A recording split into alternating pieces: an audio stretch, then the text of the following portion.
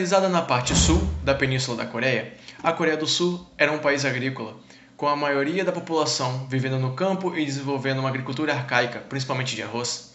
Enquanto várias coisas aconteciam principalmente na Coreia do Norte, como a mesma ser utilizada como armazém do Japão, e graças a isso ter um sistema de transporte, eletricidade e indústria têxtil, na Coreia do Sul as coisas aconteciam de modo diferente, já que a mesma não evoluiu como a Coreia do Norte.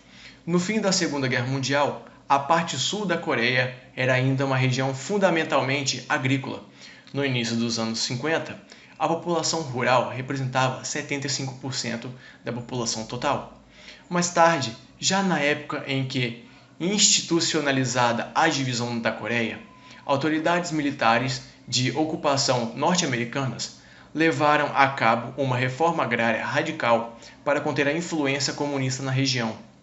O Estado interveio de maneira despótica, impondo uma reforma agrária radical baseada principalmente na expropriação, sem indenizar os grandes proprietários japoneses. E a renda que os camponeses pagavam aos grandes proprietários foi substituída por taxas e impostos a serem pagos ao Estado. Todo o excedente agrícola adquirido na reforma agrária foi utilizado em proveito das cidades e da industrialização do país. Além disso, os impostos e taxas pagas pelos camponeses são utilizados pelo Estado para fazer investimento em infraestruturas nos setores da comunicação, elétrico e industrial. Assim, a Coreia do Sul ia acumulando cada vez mais riquezas através de seus impostos, taxas e graças também a ajudas externas fornecidas pelos Estados Unidos. Porém, tinha também que pagar as importações provenientes do mesmo. Uma parte dessas importações era constituída por bens de equipamento que servem para a industrialização do país.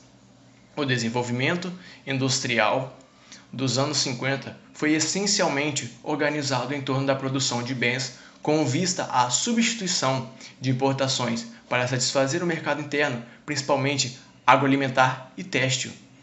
Nos anos 60, ocorreu uma ditadura que fortaleceu mais a intervenção do Estado na economia, fazendo ele tomar outras medidas. A partir daí, o desenvolvimento industrial do país baseou-se principalmente nos chaebols, que se caracterizavam por redes de empresas com fortes laços familiares, como por exemplo a Hyundai, a Samsung.